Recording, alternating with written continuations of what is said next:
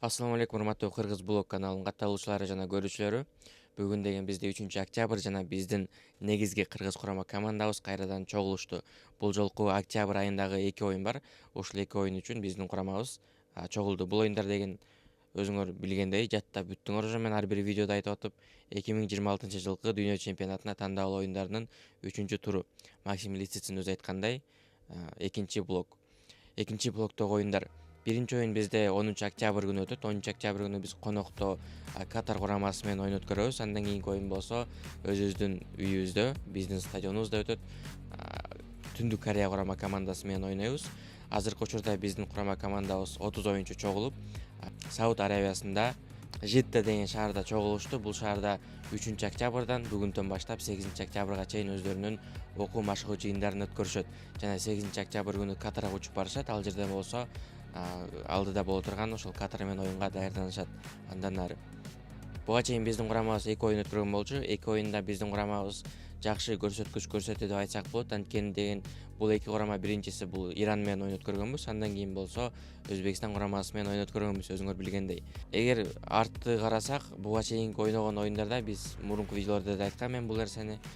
Иран курамасы менен Өзбекстан курамасы менен ойногондо дайыма ир эсептер менен, башкача айтканда мындай разгромный счеттор менен утулуп келгенбиз. 5-1 менен, 4-1 менен, 3-0 менен утулуп келгенбиз. Бирок мунусунда болгону 1 гол айырмачылык менен жеңилип калдык. Жана биздин курамада көптөгөн учурлар болду, моменттер болду дегендей, бирок ошол моменттер тилекке каршы аягына чейин чыкпай, ал чабуулдарыбыз голго айланбай, ошону менен жеңилип калдык. Бирок жалпысынан бир сөз менен айтканда, биздин курамабыз аябагандай жакшы оюн көрсөткөн болчу. Мунун баарын эмнеге айтып атам? Азыркы биринчи боло турган оюнубуз бул Катар курамасы менен боло турган оюн. Катар курамасы 2 жолу Катар менен Азия кубогун утуп алган. Башкача айтканда 2 жолу Катар менен Азия чемпиону болгон, Азиядагы эң күчтүү команда деп эсептелинет. Жана биринчи оюнубуз дал ушул Катар курамасы менен. Ал эми Катар курамасынын акыркы 2 оюнун карап көрсөк, сентябрда өткөргөн биринчи оюнду булар өздөрүнүн үйүндө Бириккен Араб Эмираттары менен өткөргөн болчу, ОАЭ менен. Жана анда болсо өздөрүнүн стадионунда 3-1 эсебинде жеңилип калышкан болчу Бириккен Араб Эмираттарына. Андан кийинки оюнду булар Түндүк Корея менен ойношкон болчу. Көпчүлүк көрөрмандар ойлосо керек, бул Түндүк Корея деген футбол өнүккөн эмес, эң мындай слабый команда деп. Бирок Түндүк Кореянын футболунун жөнүндө биз эч кандай жаңылык деле укпайбыз дегендей, ошон үчүн дагы ушундай ойдо болсок керек. Мен да ушундай ойдомун, ушундай ойдо болчумун. Бирок Катар менен ойногондо Түндүк Корея 2-2 эсебинде тең чыкты Азия чемпиондору менен. Болбосо Азия чемпионатына Түндүк Корея менен оюнча барган эмес. Эгер жаңылышкан болсом кечиресиңер. Биздин дал ушул экинчи оюнубуз именно ушул Түндүк Корея менен, ошондуктан бизди алдыда эң күчтүү командалар күтүп турат.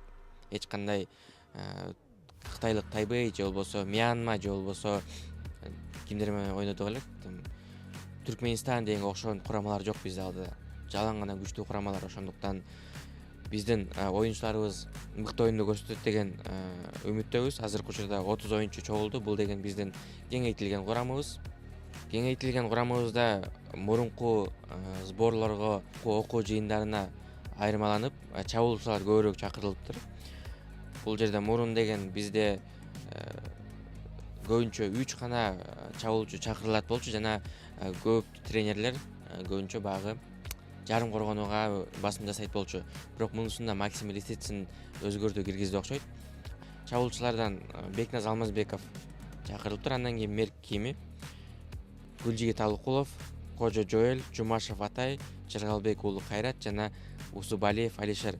Жыргалбек уулу Кайрат Максим Лисицин чабуулчу катары колдоноюн деди окшойт.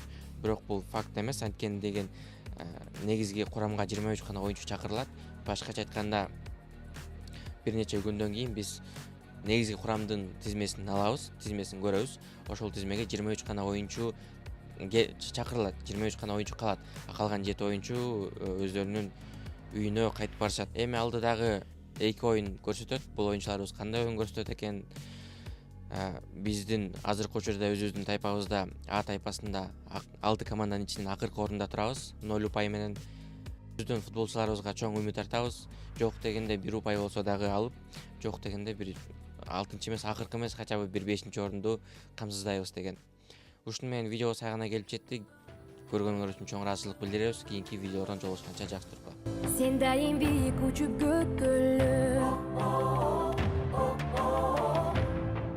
Жеңиштерди арнап өркөңө Мекен үчүн өз күчүңдү аябам Билген элиң үмүт менен таянат Улуттун